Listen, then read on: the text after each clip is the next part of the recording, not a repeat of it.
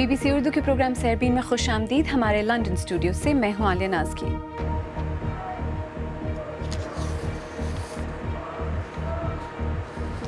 Brussels में गुज़श्ता रोज़ हमलों में हलाक होने वालों के सोग में खामोशी। 2 हमलावर भाई थे, तीसरा हमलावर अब भी मफरूर। जनूबी एशिया में ख़वातीन क्रिकेटर्स के लिए हालात तो साजगार होते नजर आ रहे हैं, लेकिन क्या मैदानों में शायकीन की तादाद में भी इजाफा हो रहा है? और हफ्तावार सिलसिले में आज मिलेगा वियतनामीज पैरालंपियन से, जिन्होंने पोलियो को अपनी राह की रुकावट नहीं बनने दिया। बेल्जियम की दारकूमत ब्रसेल्स में दहशतगर्द हमलों में मरने वालों की तादाद 34 हो गई है, जबकि 250 के करीब अफराद जख्मी हैं। इस दौरान बेल्जियम के हुक्काम ने तस्दीक कर दी है कि ब्रसेल्स में होने वाले हमले 2 खुदकुश हमलावर भाइयों ने किए, जिनके नाम खालिद और बराहीम अल-बकरावी हैं। हुक्काम के मुताबिक बराहीम अल-बकरावी ने एयरपोर्ट पर और उनके भाई खालिद ने मेट्रो स्टेशन पर खुदकुश धमाका किया, जबकि तीसरा हमलावर मफरूर है। जॉन के की रिपोर्ट पेश कर रहे हैं अत्थर काज़मी। बेल्जियम में हमलों के बाद से सिक्योरिटी अदारे चौकस हैं और ब्रसेल्स में पुलिस के साथ फौज भी तैनात की गई है। सिक्योरिटी फोर्सेस की जानिब से हमलों में मुलविस अफराद को गिरफ्तार करने के लिए छापामार कार्रवाइयों का सिलसिला जारी है। बेल्जियम की पुलिस के बकौल इस तस्वीर में नजर आने वाले ये 3 लोग मुबैना तौर पर ब्रसेल्स के हमलों में मुलविस हैं। इनमें से 2 खुदकुश बमबार थे, जबकि तीसरे की तलाश जारी है। ब्रसेल्स में हमलों के बाद बड़ी तादाद में अफराद शहर के मरकजी इलाके में जमा हुए और उन्होंने हमलों में हलाक होने वालों की याद में शमें रोशन की। हर रंग और नस्ल के लोग हाथ में हाथ मिलाए कौमी यकजहती का मुजाहिरा कर रहे हैं। For Claudia, it was personal. Claudia के लिए ये हमला ज़ाती अहमियत रखता है। उन्होंने उस ट्रेन पर सफ़र करना था जिसे निशाना बनाया गया है, लेकिन खुशकिस्मती से कल उन्होंने साइकिल पर सफ़र करने को तरजीह दी। It's shocking. I don't know. अगरचे पेरिस हमलों के बाद जहां लोग इस किस्म के हमलों की तवक्को कर रहे थे, लेकिन इसके बावजूद ऐसे हालात से गुजरना आसान नहीं है। इस मुस्लिम नौजवान आवाद ने मुझे बताया कि उन्होंने यहाँ आना क्यों ज़रूरी समझा। अमन के लिए और इन हमलों का निशाना बनने वालों के लिए हमारे बैनर पर लिखा है कि मैं ब्रसेल्स के साथ हूँ। मैं हर उस जगह के साथ हूँ जो दहशतगर्दी का निशाना बनती है। ब्रसेल्स की ये गलियाँ अमूमन लोगों से भरी होती हैं। तमाम तर दावों के बावजूद हकीकत ये है कि ब्रसेल्स अब खौफ की फ़ज़ा में रह रहा है। जिन लोगों ने ये हमले देखे हैं, उनके जहनों पर इन हमलों के नकूश हमेशा रहेंगे। जहां एक तरफ हुकाम इन हमलों के हकाइक पर से पर्दा उठाने की कोशिश कर रहे हैं, वहीं दूसरी तरफ लोग इस मुश्किल घड़ी में एक दूसरे को सहारा देने की कोशिश कर रहे हैं। जॉन के की रिपोर्ट। इसी बारे में मजीद बात करने के लिए इस वक्त हमारे साथ ब्रसेल्स से स्काइप के जरिए बराह रास्त मौजूद हैं सहाफ़ी खालिद हमीद फारूकी। खालिद साहब, सरबीन में खुश आमदीद। सबसे पहले तो ताज़ा तरीन सूरत हाल इस वक्त ब्रसेल्स में क्या है, हमें यही बताइए। ताज़ा तरीन सूरत हाल ये है कि सिक्योरिटी का बहुत ज़्यादा हाई अलर्ट है। फ़ौज जो है वो सड़कों पर गश्त कर रही है और एयरपोर्ट पर जाने वाले रास्ते तमाम बंद हैं और वहाँ पर भी फ़ौज तलब कर ली गई है। हर आने जाने वाले को जो है वो चेक किया जा रहा है और जो सुबह से जो यहाँ इत्तलात इमर्ज किए हैं, जिसमें शनाख्त हो गई है दोनों भाइयों की, कि जो एक ने एयरपोर्ट पर और दूसरे ने मेट्रो स्टेशन मालवीक पर हमला किया था, तो तीसरे शख्स को उन्होंने जो गिरफ्तार किया था उसको विड्रॉ कर लिए वो खबर कि वो शख्स वो नहीं है जो फरार होने में कामयाब हो गया था। अलबत्ता स्कूलों में जो है वो स्पेशल लेसन्स का इंतज़ाम किया है बच्चों के लिए और अलग 1 घंटा कि वो दहशतगर्दी को समझ सकें और दहशतगर्दी क्या है उस पर उन्हें लेसन दिया जा रहा है। ये एक सिचुएशन है ब्रसेल्स में। अच्छा खालिद साहब, पेरिस हमलों के बाद इतनी सख्त सिक्योरिटी के बावजूद ये हमले हुए हैं, क्या इसके बारे में कुछ कहा जा रहा है?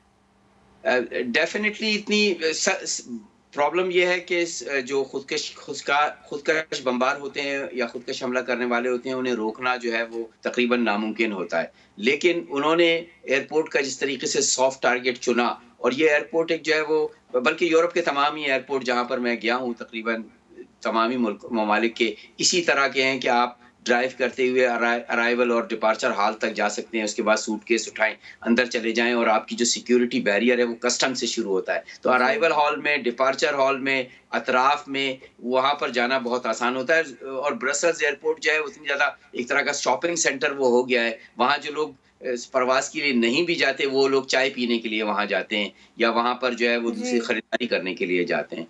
तो इसलिए जी नहीं, मैं आपसे ये पूछना चाह रही थी कि बेल्जियम के कुछ इलाके हैं जिनका नाम बार बार सामने आ रहा है, जैसे कि मोलम्बिक है, उनसे निपटने के लिए किसी हिकमत अमली के बारे में कोई बात हो रही है क्या इस वक्त वहाँ? देखिए, ये तो आपको पता है कि 4 महीने पहले तकरीबन ये प्लान बन गया था। जब 13 नवंबर का वाक़या पेरिस का हुआ था, तो मोलम्बिक का इलाका जिसमें जो है वो 80% उसके एक पार्ट में 80% जो है मुसलमान रहते हैं, और वो बहुत ज़्यादा जो है वो महरूमियों का शिकार इलाका है। बेरोज़गारी बहुत ज़्यादा है वहाँ पर। मराकश के मुसलमान हैं और दूसरी बड़ी कम्युनिटी पाकिस्तानियों की है वहाँ। उसके लिए और इसी किस्म के, जहाँ पर इस किस्म के एक केनाल प्लान के हिसाब से एक जो है वो प्लान सामने लाया था, जो इंटरिम मिनिस्टर ने पेश किया था कि उसमें क्या इक़दाम किए जाएंगे। वो तमाम यहाँ कम्यून कहलाते हैं, जो ये टाउन हॉल होते हैं लोकल बॉडीज़ के, उनको कम्यून कहते हैं। वो 6 कम्यून पर मुश्तमिल था, जहाँ पर गैर मुल्कियों की तादाद ज़ाहिर है ज़्यादा है, मुसलमानों की तादाद ज़्यादा है। तो उसके लिए एक special plan already in place है, उस पर अमल हो रहा है। लेकिन जो लोग दहशतगर्दी करना चाहते हैं या दहशतगर्दी कर रहे हैं, इन्वॉल्व हैं, जैसे दाइश के जो मुख्तलिफ सेल हैं, और जिसका अंदाज़ा उन्हें जो है वो साले अब्दुल सलाम की गिरफ्तारी के बाद हुआ कि 4 महीने तक इनको एक मुख्तसर से छोटे से इलाके में जिन्हें छुपा के रखा, तो वो उस पर काम तो हो रहा है प्लान के ऊपर। ब्रसेल्स से खालिद हमीद फारूकी, हमसे बात करने का बहुत शुक्रिया। आइए अब दीगर अहम मौज़ूआत पर एक नज़र डालते हैं। MQM के मुनहरिफ रहनुमा मुस्तफ़ा कमाल ने अपनी नई जमात पाक सरज़मीन पार्टी का ऐलान कर दिया है और कहा है कि पार्टी मंशूर पर काबिल लोगों की कमेटी बना दी गई है। उन्होंने अभी तक अवाम से राब्ते की मुहिम का आगाज़ तो नहीं किया है, लेकिन वो मकामी चैनल्स पर आकर MQM की क़यादत पर इल्ज़ामात आयद करते नज़र आ रहे हैं। लेकिन क्या इस बार इन इल्ज़ामात से उनकी मकबूलियत में कोई कमी होगी? रियाज सुहेल की रिपोर्ट। कराची की सियासत पर मुत्तहिदा कौमी मूवमेंट की गुज़िश्ता 3 दहाइयों से गिरफ्त है, जिसके सामने माजी में कई हुकूमतें और इदारे बेबस नजर आते थे। MQM अपने मरकज़ 90 पर छापों और गिरफ्तारियों की वजह से पहले ही दबाव में थी। इसके अलावा लंदन में उसकी क़यादत डॉक्टर इमरान फारूक कत्ल केस और मनी लॉन्ड्रिंग के इल्ज़ामात का भी सामना कर रही है। इस सूरत-ए-हाल में एक ये चैलेंज सामने आया है। इस बार MQM को उन लोगों की मुखालफत का सामना है जो उसकी शनाख्त रहे हैं। साबिक सिटी नाज़िम मुस्तफ़ा कमाल ने खुद को MQM के माजी से अलग कर दिया है और अब वो अपने आप को मुतबादल क़यादत के तौर पर पेश कर रहे हैं। मैंने ये टारगेट ही नहीं मेरा कि MQM को डेंट करना है या किसी पार्टी को डेंट करना है। मेरा अपना एक काम है, अपना पैगाम है हमारा, और अपना एक विजन है। उस विजन को हमने ये नहीं देखना कौन डेंट हो रहा है, कौन बढ़ रहा है, कौन कम हो रहा है। ये मेरा मकसद ही नहीं है। MQM की ताकत का मजहर बड़े बड़े जलसे रहे हैं, लेकिन अब उसने जलसे अपने मरकज़ 90 तक महदूद कर दिए हैं। गिरफ्तारियों और इल्ज़ामात के बावजूद इंतखाबी नताइज बताते हैं कि उसके वोट बैंक पर ज़्यादा असर नहीं पड़ा।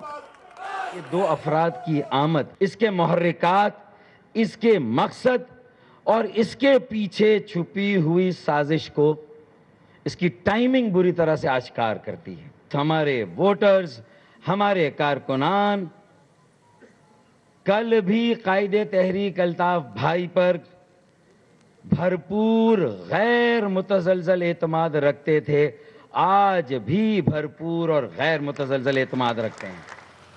मुस्तफ़ा कमाल को कराची की सड़कों पर अभी अपनी मकबूलियत साबित करनी है, ताहम वो हर चैनल पर मौजूद हैं और अखबारात में उनकी तरफ से MQM के खिलाफ लगाए जाने वाले इल्ज़ामात शाया हो रहे हैं।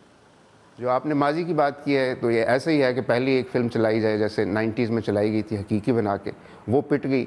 तो आमतौर पर जो फिल्में पिट जाती हैं उनका सीक्वल नहीं बनाया जाता, लेकिन ये किसी को ख्याल आया है कि ये दोबारा से करके देखा जाए कि शायद इस दफ़ा कामयाब हो जाए।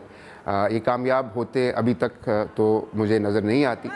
मुस्तफ़ा कमाल के पास इस वक्त तंजीम और पार्टी प्रोग्राम दोनों ही की कमी है।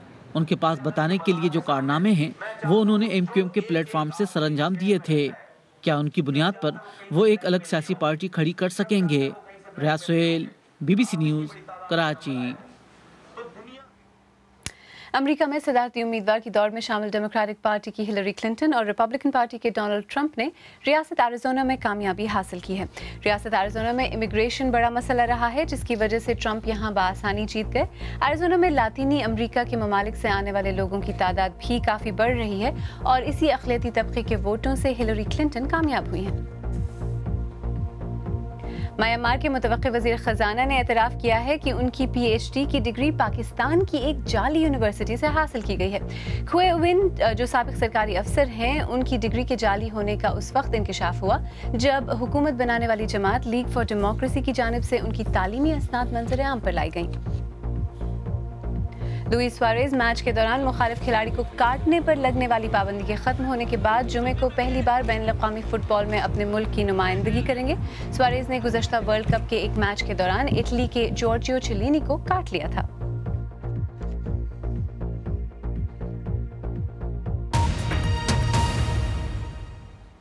BBC उर्दू के प्रोग्राम सरबीन में आगे चलकर देखिएगा, जनूबी एशिया में ख़वातीन क्रिकेटर्स के लिए हालात तो साजगार होते नजर आ रहे हैं, लेकिन क्या मैदानों में शायकीन की तादाद में भी इजाफा हो रहा है? और मिलिएगा वियतनामीज पैरालंपियन से जो कहती हैं कि जमीन पर वो कमजोर हैं, लेकिन पानी में उन्हें कुव्वत का एहसास होता है। BBC उर्दू के प्रोग्राम सरबीन में एक बार फिर खुशामदीद। मैं हूं आलिया नाज की। इंडिया को उसके होम ग्राउंड में हराने के बाद अब पाकिस्तान की वुमेन्स क्रिकेट टीम कल यानी 24 मार्च को बांग्लादेश के खिलाफ अपने मैच की तैयारी कर रही है। माजी में जहां पाकिस्तान में खवातीन को मुख्तलिफ वजूहात की बुनियादों पर क्रिकेट खेलने से रोका गया, वहीं इंडिया में भी लड़कियों को समाजी दबाव का सामना रहा। तहम खवातीन की मुसलसल जद्दोजहद के बाद अब जनूबी एशिया में वुमेन्स क्रिकेट के लिए हालात किसी हद तक साजगार हो गए हैं, लेकिन अवाम की वुमेन्स क्रिकेट में कितनी दिलचस्पी है, देखिए दिल्ली से इरम अब्बासी की रिपोर्ट। मेरा नाम निकियाता कुमारी है, मैं 17 साल की हूँ और मैं दिल्ली की तरफ से स्कूल नेशनल खेली हूँ और मैं मीडियम पेसर हूँ, बैटिंग भी करती हूँ, दोनों चीज़ करती हूँ। और मेरे को क्रिकेट खेलना इसलिए पसंद है क्योंकि मैं बहुत बड़ी क्रिकेटर बनना चाहती हूँ। नकियता नेशनल लेवल पर अंडर 19 के ट्रायल्स की प्रैक्टिस कर रही हैं। वो स्कूल लेवल पर सबसे अहम समझे जाने वाली रानी झांसी ट्रॉफी जीतना चाहती हैं। पाकिस्तान के मुकाबले में भारत में लड़कियों के क्रिकेट खेलने का रुझान तेज़ी से बढ़ रहा है। मेरे आइडल सचिन तेंदुलकर जी हैं और मेरे को पाकिस्तान की टीम से अफरीदी जी बहुत अच्छे लगता है because he is well person and मेरे को वुमेंस टीम में से मिताली राज अच्छी लगती हैं और झूलन गोस्वामी, और वुमेंस पाकिस्तान टीम में से मेरे को सना मीर अच्छी लगती है। माजी की निस्बत जनूबी एशिया में लड़कियों के क्रिकेट खेलने के सिलसिले में मजहबी और समाजी रुकावटें कम तो हो रही हैं, मगर लड़कियों को खेलता देखने वालों की तादाद अब भी ना होने के बराबर है। जहां पाकिस्तान और भारत के मेंस टीम के दरमियान मैच के लिए शायकीन का सैलाब उमड़ आया, वहीं लड़कियों का मैच देखने सिर्फ लगभग 7,000 लोग आए। वुमेंस क्रिकेट में बिल्कुल इंटरेस्ट नहीं है, मेंस क्रिकेट में इंटरेस्ट ज़्यादा है। हम बिजी शेड्यूल को भी छोड़ के क्रिकेट का मैच देखना ज़्यादा पसंद करते हैं, इनकी पब्लिसिटी ज़्यादा है। आपका इंटरेस्ट है वुमेंस क्रिकेट में? जी इंटरेस्ट मैन क्रिकेट में तो इंटरेस्ट है, लेकिन वुमेन में चाहते हैं लेकिन टाइम शेड्यूल की वजह से नहीं कर पाते हैं। वुमेंस क्रिकेट में इंटरेस्ट भी कम है, उनको मिलने वाली कवरेज भी नाकाफ़ी है और वुमेन क्रिकेटर्स को मिलने वाले पैसे मर्दों के मुकाबले में काफ़ी कम हैं। इंडिया, पाकिस्तान, बांग्लादेश ले लें, हम श्रीलंका ले लें, शायद एक जो हमारा फीमेल पार्ट है इसको लोग शायद उस नज़र से नहीं देखते, थोड़ा सा पिछड़ापन कह सकते हैं हम। मेल क्रिकेटर्स को जो इंसेंटिव्स मिल रहे हैं या उनको जो पेमेंट मिलती है या जो उनको फंड्स मिलते हैं, वो अगर मैं ये कहूँ कि फीमेल की 5 है और उनकी 100 है तो मैं गलत नहीं हूँ। निकिता की ख्वाहिश है कि पाकिस्तान या भारत की women's team T20 world cup जीते। माहरीन के बकौल अगर भारत में जारी वुमेन्स T20 वर्ल्ड कप की ट्रॉफी एशिया में आती है तो इससे एशियाई मुल्कों में वुमेन्स क्रिकेट को मज़ीद फ़रोग मिलेगा। Iram Abbasi, BBC news, Delhi. Paralympian athlete चीथिक पिकन्यू 3 बरस की थीं जब उन्हें पोलियो हो गया, लेकिन अपनी माजूरी को उन्होंने अपनी राह में हायल नहीं होने दिया। वियतनाम के एक छोटे से गांव से निकलकर उन्होंने तैराकी के फ़न में महारत हासिल की और पैरालंपिक मुकाबलों में कई तमगे हासिल करके अज़्म और हौसले की मिसाल कायम की। चीथी की कहानी पेश कर रही हैं कंदील शाम।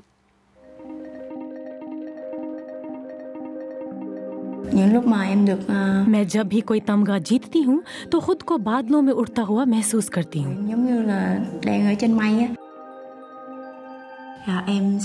मेरी पैदाइश सूबा किन्जेंग के एक गांव में हुई जहाँ कई नदियाँ और चश्मे हैं। जब मैं वहाँ रहती थी तो मुझे बुखार हो गया। मैं अपना तवाज़ुन बरकरार नहीं रख सकती थी। बाद में मेरी वालिदा ने बताया कि मुझे पोलियो हो गया है। मैंने सोचा कि माजूरी की हालत में देही इलाके में रहते हुए मैं अपने वालिदैन की कोई मदद नहीं कर सकती। मैं तन्हा हो गई थी। मेरा एक दोस्त था जो मेरे ही इलाके का था। उसने मुझे कोच गोइंग से मुतारिफ करवाया।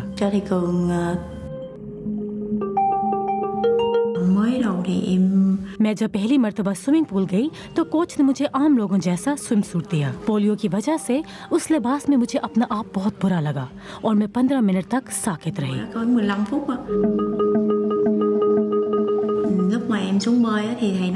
मैं पूल में दाखिल हुई और तैरकर कुछ फासले तक गई।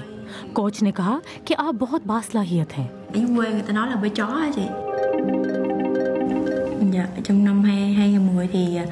सन 2010 में एक कौमी मुकाबले में मैंने सोने और चांदी का तमगा हासिल किया था। अब तो मुझे अंदाजा भी नहीं कि मैं कितने तमगे जीत चुकी हूँ। मैं इनाम की रकम अपने मुस्तकबिल के लिए इस्तेमाल करूँगी।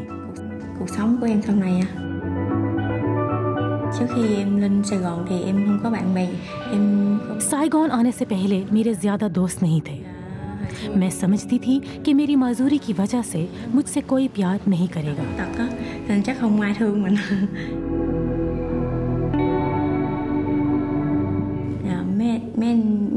मेरे दोस्त मेरा ख्याल रखते हैं और मेरी मदद करते हैं।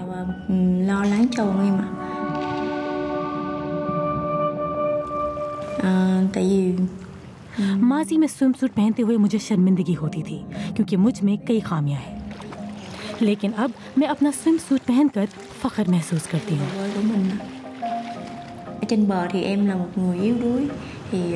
जमीन पर मैं कमजोर हूँ, लेकिन पानी में जहाँ चाहूँ जा सकती हूँ। मुझे कुव्वत का एहसास होता है। आलिया नाज़की को इजाज़त दीजिए।